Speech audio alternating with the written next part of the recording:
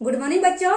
आज मैं आप लोगों को आदर्श विद्यार्थी के बारे में बताने जा रही हूँ। आदर्श विद्यार्थी में क्या क्या गुण होते हैं इसके बारे में आप लोगों को बताने जा रही हूँ। तो बच्चों, आप तो विवेकशील प्राणी हो, आप में चेतन करने की शक्ति है, ज्ञान है, बुद्धि है, तो आप में सब गुण विद्यमान है। लेकिन कुछ गुण और है जिसे अपनाकर आप एक आदर्श विद्यार्थी और एक आदर्श नागरिक बन सकते हैं। तो ये गुण क्या है बच्चों, ध्यान से सुनिए। काक चेष्टा, बको ध्यानम, अल्पहारी, श्वान निद्रा, गृह त्यागी।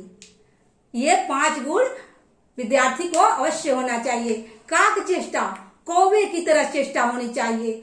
किताब पर कौवे की तरह चेष्टा होनी चाहिए, यानी किताब में जो भी अच्छी बातें हैं उसे टपाक से अपने दिमाग में भर लेनी चाहिए या अंडरलाइन कर लेना चाहिए, क्योंकि ये बहुत अच्छी बात है। ठीक।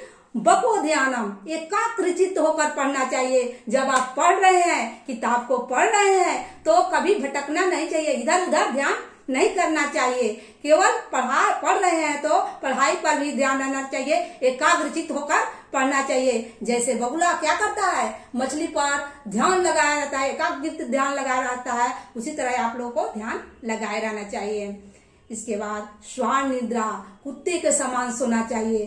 कुत्ता क्या होता है, तुरंत जग जाता है, कोई भी आभास होता है तुरंत जग जाता है, उसको आभास हो जाता है तुरंत जग जाता है। उसी तरह आप लोगों को भी क्या रहना चाहिए, सावधान रहना चाहिए, सतर्क रहना चाहिए कि कोई हमारे मार्ग में बाधा तो नहीं डाल रहा है, कोई मेरे मार्ग में बाधा डालने वाला तो नहीं है। तो इसके लिए आपको भी क्या रहना चाहिए, कुत्ते की तरह सतर्क रहना चाहिए कि हम पर कोई, हमारे मार्ग में कोई अड़चन तो बाधा तो नहीं आ रही है, ये देख सतर्क रहना चाहिए। और अल्पाहारी, स्वस्थ रहने के लिए कम भोजन करना पड़ेगा, क्योंकि आप स्वस्थ रहेंगे तभी आप पढ़ाई कर पाएंगे, इसलिए अल्पाहारी कम भोजन करना चाहिए। और गृह त्यागी माने घर छोड़कर रहना चाहिए। घर छोड़कर मतलब एकदम नहीं है कि घर त्याग ही दीजिए, घर से कुछ दूर जहाँ परिवार का बातचीत सुनाई नहीं दे, परिवार का कोई बात सुनाई नहीं दे, उससे अलग होकर ही पढ़ना चाहिए। फिर है बच्चों, आप एक निश्चित लक्ष्य बनाइए। आपको क्या करना है, आपको क्या करना है, इसके लिए आप निश्चित लक्ष्य बनाइए। निश्चित लक्ष्य बनाइए और निश्चित नहीं कि भटकना पड़े, इसलिए आप निश्चित लक्ष्य बनाइए और निश्चित लक्ष्य बनाकर ही उसको पूरा कीजिए। कहा भी गया है कि ध्रुवाणी परित्यज्य अध्रुवाणी निसेवते, ध्रुवाणी तस्य नश्यन्ति अध्रुवाणी नष्टमेव। मतलब जो निश्चित काम को छोड़कर अगर अनिश्चित की ओर जाता है, जो निश्चित काम को छोड़कर अनिश्चित की ओर जाता है, उसका तो निश्चित नष्ट हो गया, और अनिश्चित तो नष्ट ही है, अनिश्चित तो नष्ट ही है। इसलिए निश्चित लक्ष्य को निर्धारित कर निश्चित लक्ष्य की ओर सोचिए और उसी लक्ष्य को लेकर आप हमेशा आगे बढ़िए, भटकिए नहीं, कभी भी भटकिए नहीं। फिर है आलस्य नहीं करना चाहिए। आपको आलस्य नहीं करना चाहिए। आलस्य क्या होता है, आलस्य क्या होता है, आलस्य आपको नीचे की ओर गिराता है और परिश्रम आपको ऊपर लक्ष्य की ओर ले जाता है, इसलिए आलस्य नहीं करना चाहिए। परिश्रम करते रहिए, परिश्रम हमेशा करते रहिए।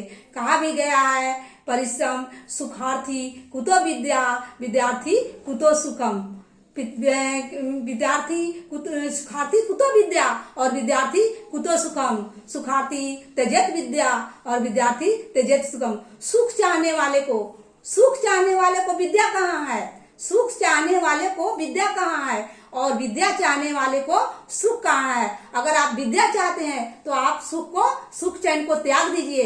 अगर आप वास्तव में विद्या चाहते हैं तो आप सुख चैन को त्याग दीजिए, क्योंकि सुख चाहने वाले को विद्या नहीं मिलती है, विद्या उसी को मिलती है जो सुख को त्याग देता है। इसलिए आप बच्चों, आप सुख को त्याग कर अपने कर्तव्य में लग जाइए, परिश्रम में लग जाइए, तभी लक्ष्य की प्राप्ति होगी। हाँ बच्चों, एक बात और है कि कोई व्यक्ति का चाहे कितना भी पढ़ा लिखा हो, कितना भी बुद्धिमान हो, कितना भी पढ़ा लिखा हो, लेकिन वो दुर्जन है तो उसके साथ कभी नहीं रहिए, उसके साथ कभी नहीं रहिए, क्योंकि वो एक न एक दिन खतरनाक साबित होगा। ठीक, तो उसके साथ नहीं रहना चाहिए। जैसे कहा भी गया है, दुर्जनम परिहर्तव्यो विद्यालंकृत श्रम मणित भुज सर्प किस्मित भयंकरम।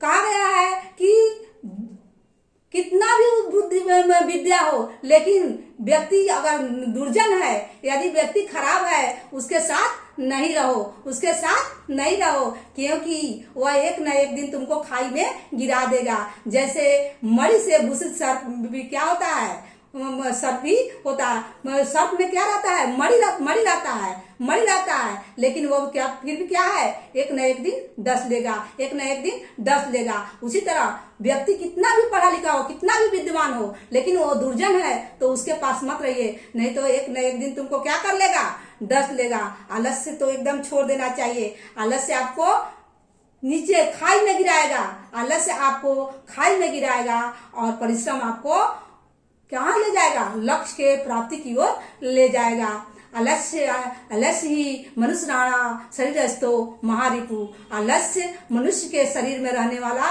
सबसे बड़ा दुश्मन है। यदि तुम आलस्य त्याग देते हो, तुम एक महान नागरिक और एक महान विद्यार्थी बन जाओगे, एक महान। और बच्चों, एक बात ध्यान रखिए कि कभी किसी के साथ पाप नहीं कीजिए, उस पर दया कीजिए, किसी को कष्ट मत दीजिए। सबसे आदर, प्रेम और दया का भाव रखिए। कभी किसी को कष्ट देने की प्रयास मत कीजिए। ये आपका आदर्श विद्यार्थी का गुण है। किसी को दुख मत दो, किसी को दुख मत। कहा भी गया है, कहे हैं, अष्टादेशु पुराणेषु महर्षि व्यासस्य द्वयि वचनेन, अष्टादेशु पुराणेषु महर्षि व्यासस्य द्वयि वचनेन परोपकार पुण्याय पपाय परिपन्नम।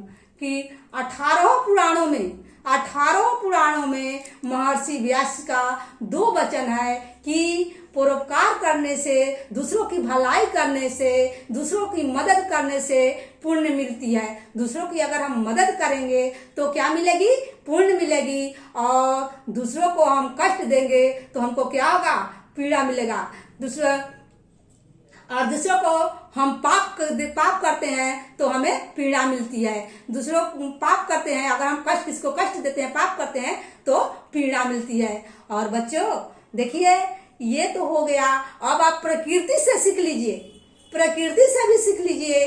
प्रकृति में देखिए, नदी क्या अपने पानी पीती है? नहीं पीती है।